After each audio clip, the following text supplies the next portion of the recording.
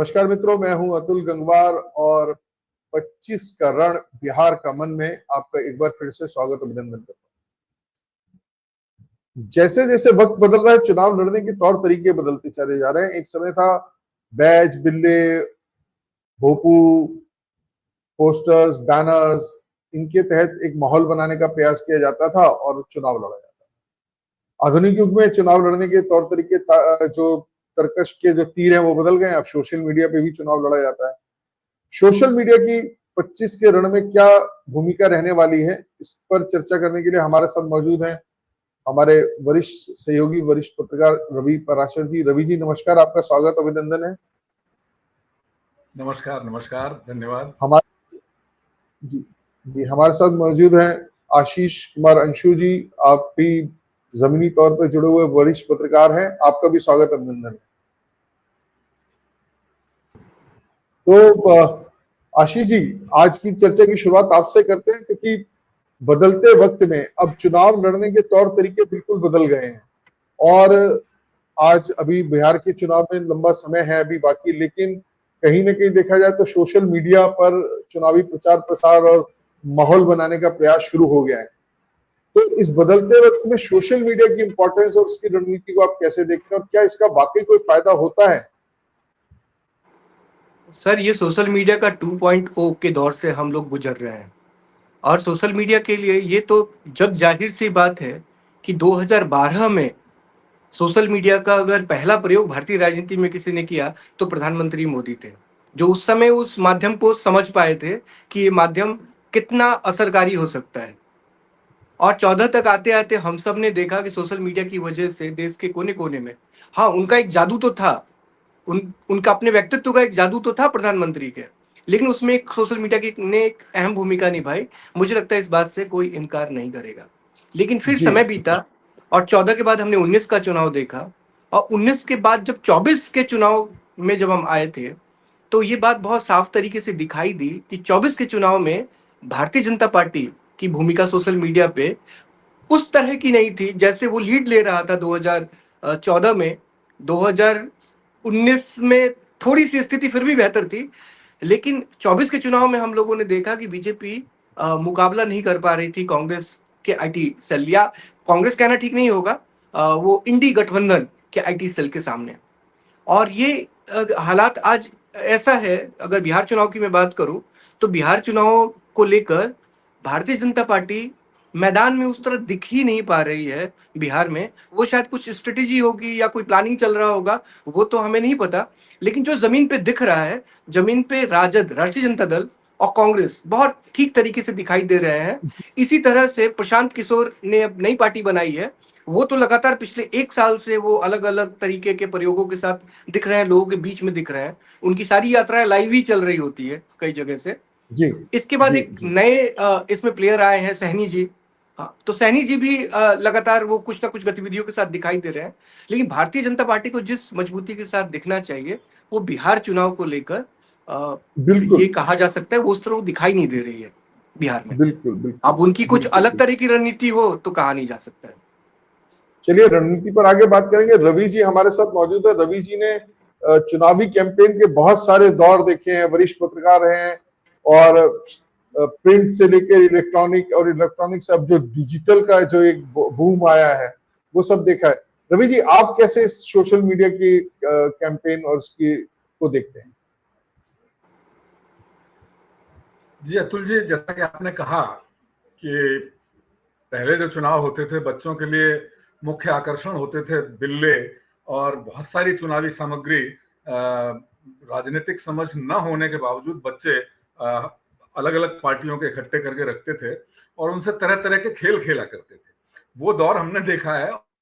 और जहां तक बिहार चुनाव में सोशल मीडिया के इस्तेमाल की, प्रभावी असरदार इस्तेमाल की बात करें, तो आपको याद होगा कि हम लोग, आप भी बाई रोड, हम दिल्ली से पटना गए थे 2020 के चुनाव के दौरान। और ये वो दौर था जब कोविड की वजह से लॉकडाउन जैसी और सोशल डिस्टेंसिंग जैसी चीजें बहुत ज्यादा सामने थी। तो ऐसे में अगर ये कहें कि सोशल मीडिया का बिहार के चुनाव में इस्तेमाल का जो जोरदार तरीके से जो चलन शुरू हुआ वो 2020 के विधानसभा चुनाव में शुरू हुआ था, और करीब करीब सारी पार्टियों ने, बड़ी पार्टियों ने या कहें कि गठबंधनों ने उस समय डिजिटल प्रचार काफी किया था। और जाहिर है कि 5 साल बाद तो पार्टियों की और ज्यादा तैयारी होगी, तो इस बार भी डिजिटल चुनाव प्रचार पर खासा जोर रहने वाला है। ये बात सही है। और एक चीज और देखें कि जिस तरह से स्मार्टफोन अब हर व्यक्ति के, हर वोटर के पास होता है, गांव गांव तक इंटरनेट की पहुंच हो चुकी है, या कहें कि हालात में बहुत सुधार हुआ है इंटरनेट की स्पीड वगैरह को लेकर के, तो स्मार्टफोन अब हर आदमी के, हर वोटर के हाथ में है। हम एक तथ्य और देख लें कि बिहार में इस बार करीब 8 लाख से ज्यादा विधानसभा चुनाव में नए वोटर, पहली बार वाले वोटर हैं, वो भी वोट डालेंगे। और जाहिर है कि उनकी रोजमर्रा की जो आदतों में स्मार्टफोन का इस्तेमाल अब पढ़ाई को लेके, वो भी कोविड के दौर से ही शुरू हुआ था, और बहुत सारे तरीकों को लेकर के स्मार्टफोन पर वो लोग सूचनाओं के मामले में निर्भर हैं। तो जाहिर है। और एक और इंटरेस्टिंग दिलचस्प बात हम यहाँ जानते चलें कि बिहार में 2010 के विधानसभा चुनाव ऑनवर्ड्स ये ट्रेंड देखने में आ रहा है कि महिलाएं पुरुषों के मुकाबले ज्यादा मतदान के लिए घरों से निकलती हैं। तो जाहिर है कि उनकी सोच भी जो है, स्वतंत्र सोच भी उभरी है, और महिलाओं के विकास के मामले में बिहार में सरकारी स्तर पर और गैर सरकारी स्तर पर, केंद्र सरकार के और राज्य सरकार के स्तर पर काफी काम किया गया है। वहां महिला वोटरों की संख्या करीब 3,64,00,000 से ज्यादा है। तो वो महिलाएं भी अब टेलीविजन या अखबारों को छोड़ के स्मार्टफोन के जरिए सूचनाएं ग्रहण करती हैं।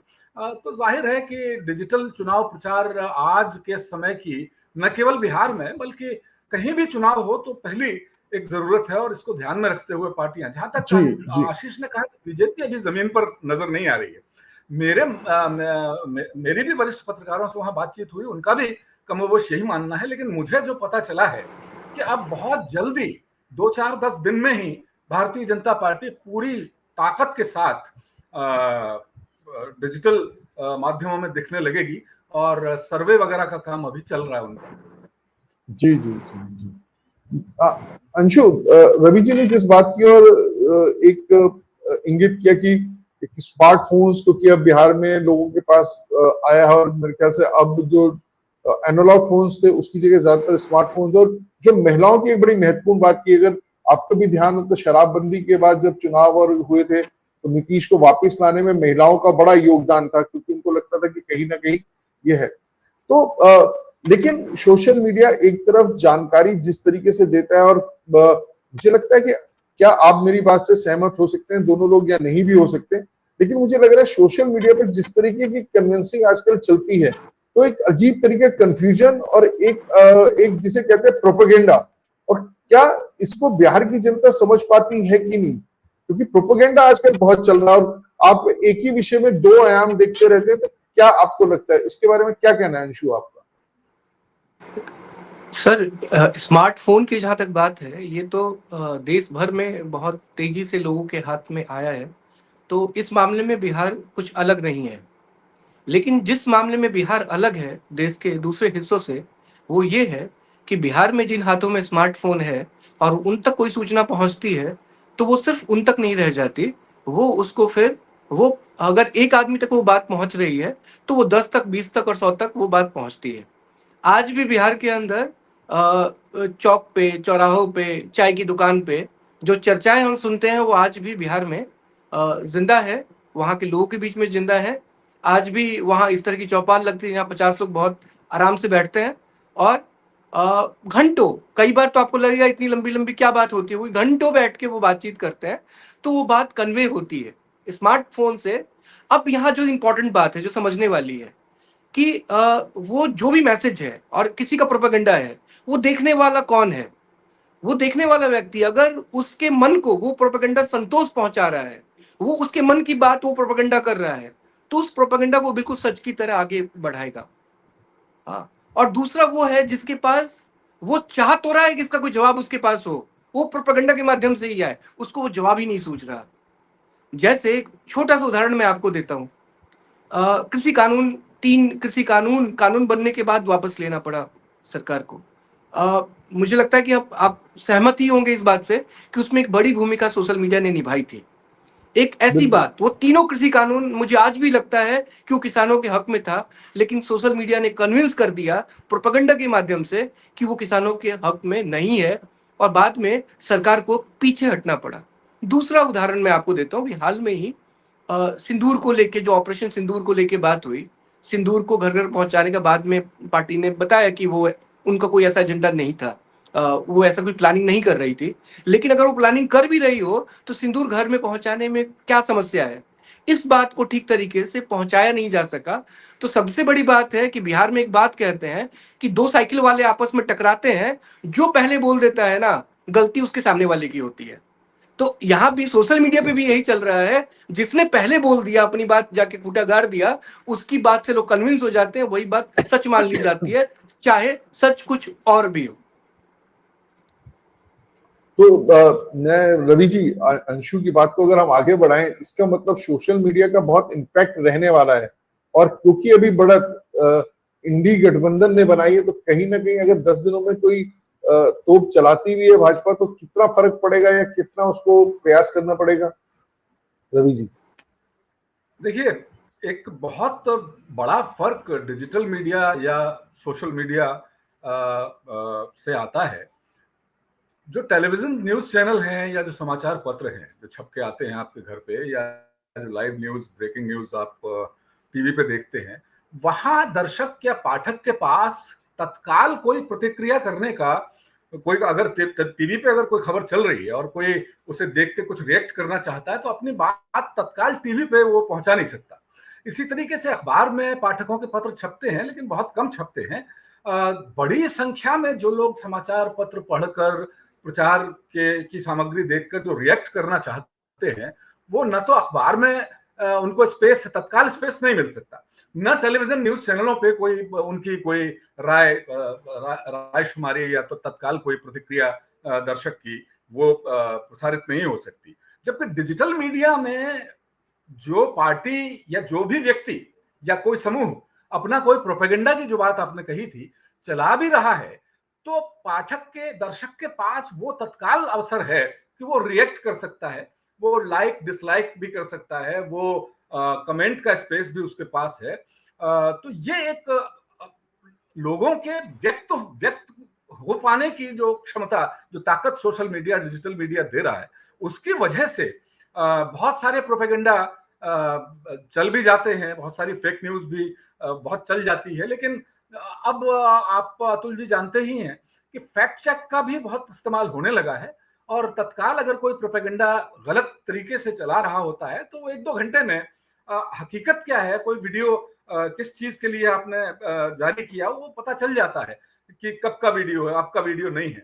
तो डिजिटल मीडिया की सबसे बड़ी जो ताकत है वो यही है कि जो वोटर है या जो भी प्रतिक्रिया वर्ग है, प्रतिक्रिया समूह है, प्रतिक्रिया व्यक्ति है, वो अपनी बात भी तत्काल व्यक्त कर पाता है। और इसलिए डिजिटल मीडिया का जो भविष्य है वो काफी है, और न केवल चुनाव में बल्कि जीवन के हर क्षेत्र में मुझे लगता है कि डिजिटल मीडिया का एक जी। असरदार हस्तक्षेप, दखल अब होता ही रहेगा।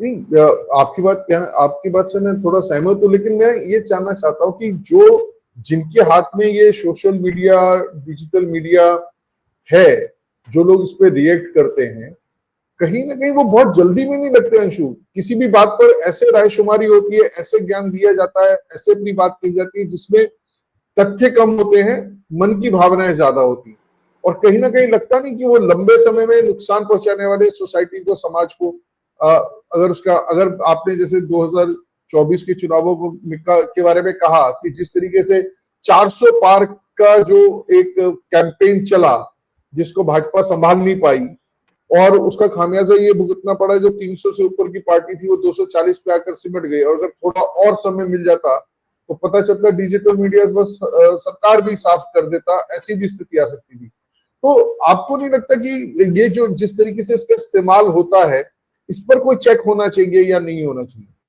अंशु। आज के दौर में अगर मुझे बिल्कुल होना आपको या चाहिए, और रवि मुझे सर लगता है को कि चुनाव आयोग भी। सर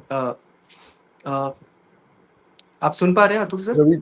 हाँ, मैं अपनी हाँ, मैं सुन छोटी पा सी रहा हूँ, आप दे बोलिए। देता हूँ। मैं काफी अतुल चौकसी सतर्कता एक बरतना है। सेकंड अंशु, रवि जी कुछ बोल रहे हैं। जी रवि जी।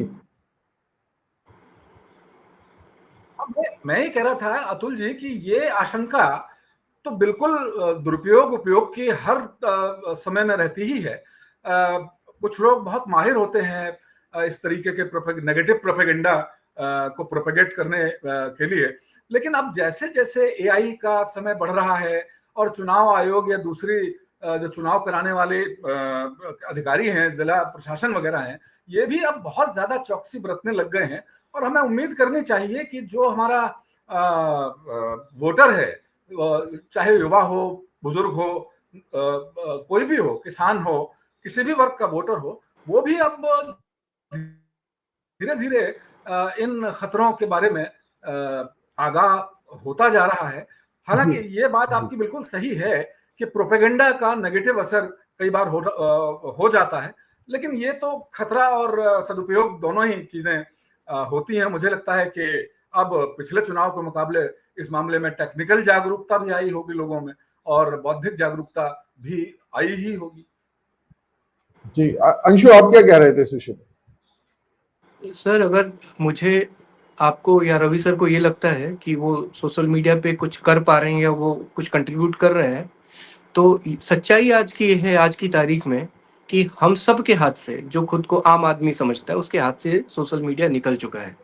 आज पूरे के पूरे सोशल मीडिया पे आईटी सेल का कब्जा है। वो किसी भी पार्टी का आईटी सेल हो, आप जाकर देखिए। हाँ, और वो आईटी सेल एक बार में अपनी बात कहता है और पूरी टीम होती है, टीम वर्क बन गया है आजकल सोशल मीडिया, और पूरी टीम के साथ सोशल मीडिया पर काम होता है। और सोशल मीडिया बाकी दूसरे माध्यमों से इसलिए थोड़ा अलग है कि जब टेलीविजन घर में चल रहा होता है तो 4 लोग साथ बैठ के देखते हैं। एक साथ रियल टाइम पर सबको वहां होना होता है जब वो कार्यक्रम चल रहा होता है। इसी तरह जब अखबार पढ़ना होता है, इंडिविजुअल एक आदमी हाथ में अखबार लेगा, वो पढ़ेगा। और पढ़ना थोड़ा सा एक मुश्किल टास्क है। हाँ, ये हम सब लोग अगर ना भी मानते हो, फिर भी अगर थोड़ा सा हम इसको समझने की कोशिश करें, तो पढ़ना देखने से ज्यादा मुश्किल टास्क है।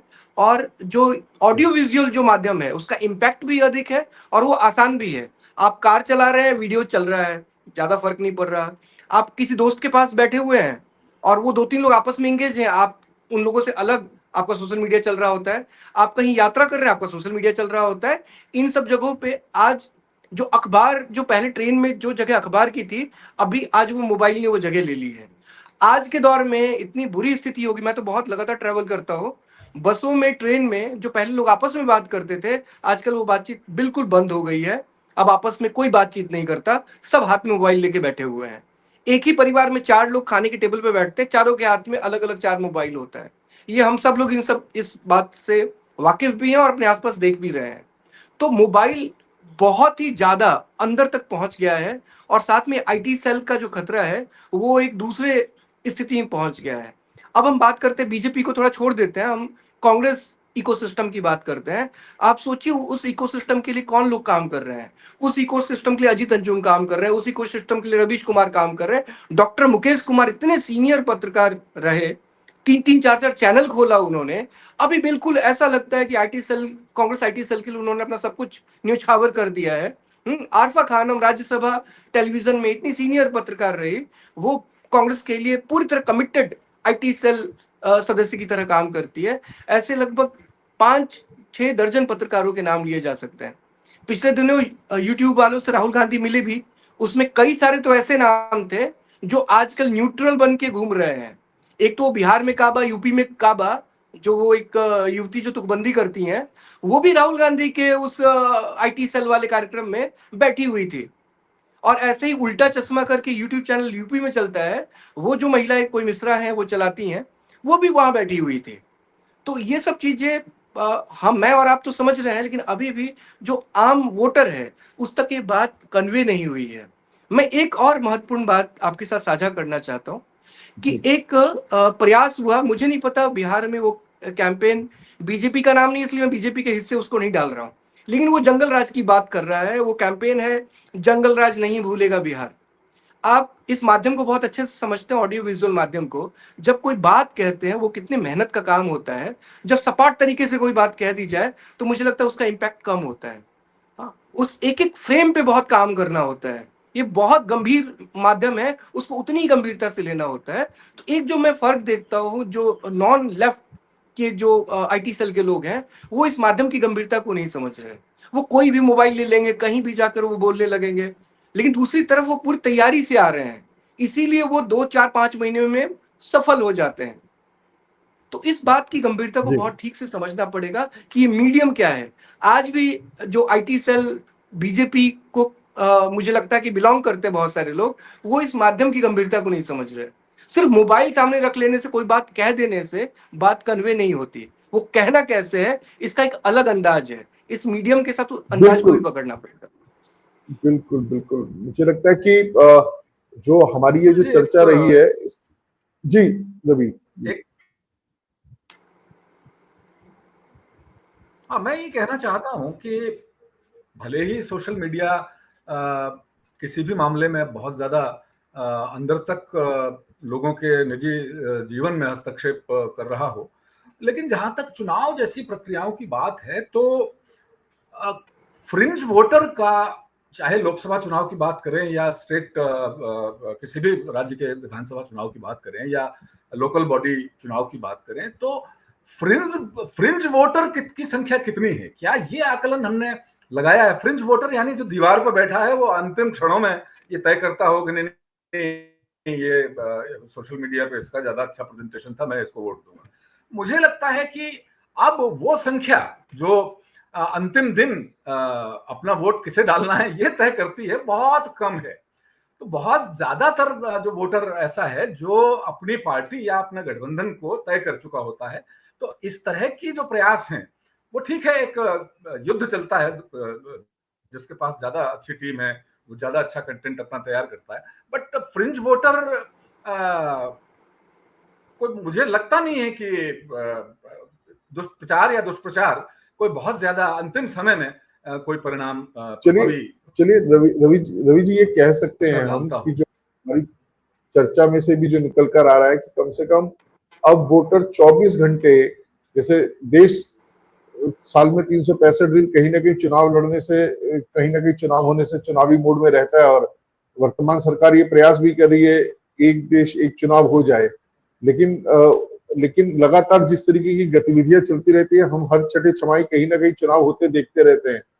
तो कहीं ना कहीं वो जो पूरा मूड है, और सोशल मीडिया ने जाहिर है कि कम से कम एक इतना तो अवेयर किया है कि बिहार के लोगों को ये भी पता है कि बंगाल में क्या चल रहा है, महाराष्ट्र में क्या चल रहा है, दिल्ली में क्या चल रहा है, उड़ीसा में क्या चल रहा है, देश में क्या चल रहा है, विदेश में क्या चल रहा है। तो कम से कम एक इतनी अवेयरनेस तो हुई है। अब ये बात और है कि उस व्यक्ति का अपना मानसिक डेवलपमेंट जिसे कहते हैं, उसको उस खबरों को जिसे कहते हैं कि एनालाइज करने की क्षमता है, उसको वो कितनी उसके पास है, ये भी चीजें मेरे को लगता है कि ये भी इस पर भी आगे चलकर चर्चा हो सकती है कि ये जो हथियार है इसका कितना सही और गलत इस्तेमाल हो सकता है। ये उस, और क्योंकि मुक्त भोगी वो आदमी है जो वोट डालता है, जो जिसके हाथ में एंड यूजर मोबाइल है, तो उसको ये तय करना पड़ेगा, ये सोचना पड़ेगा। और खासतौर से जो फ्लोटिंग, जी अंशु क्या कह रहे हैं आप? अतुल भाई, मैं सिर्फ इतना कह रहा हूँ कि लोकसभा और विधानसभा चुनाव में एक जो बड़ा फर्क है वो ये कि विधानसभा चुनाव में बहुत कम मार्जिन से ये लड़ाई होती है।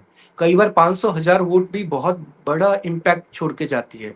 इसीलिए यहाँ सोशल मीडिया, सर ने बिल्कुल कहा कि ये बहुत ज्यादा असर नहीं करता, लेकिन ये थोड़ा से असर से ना परिणाम बदल सकते हैं। इसलिए थोड़ा सा इस माध्यम को गंभीरता से लेने की जरूरत है। यहाँ 200 500 1000 वोट से पूरी कहानी बदल सकती है। जी, जाहिर है इतना ही कहना। अंशु भाई, क्योंकि नहीं जाहिर है अंशु भाई, क्योंकि हम भी जब बात कर रहे हैं तो हम भी सोशल मीडिया प्लेटफॉर्म पर ही बात कर रहे हैं, तो हम भी इसकी गंभीरता और इसकी महत्वता को समझते हैं। और मुझे लगता है कि जो लोग हमें देखेंगे वो इस बात को समझेंगे कि हर जो जानकारी उनको उपलब्ध हो रही है उसको उन्होंने किस तरीके से लेना है उसके बारे में सोचना समझना है। मुझे लगता है कि आज की चर्चा में हम लोग इतनी क्योंकि वक्त की एक थोड़ी सी सीमा है, इसको आज यही रोकते हैं और 25 का मन बिहार 25 का रण बिहार का मन में आगे और भी विषयों, क्योंकि अभी चुनाव में समय है, लेकिन बहुत सारी ऐसी बातें मुझे लगता है हम भी सोशल मीडिया के माध्यम से लोगों तक पहुंचाए ताकि वो भी उस चीज को एक पॉजिटिव वे में एनालाइज कर सके और एक अच्छी सरकार चुनने में अपना योगदान दे सके, ऐसा रहे। रवि जी, आप हमारे साथ जुड़े, आपका धन्यवाद है। अंशु जी, आप भी हमारे साथ जुड़े, आपका भी धन्यवाद। तो 25 का रण बिहार का मन में आज के लिए बस इतना ही। फिर मिलेंगे किसी नए विषय पर आपके साथ, नई बातचीत के साथ।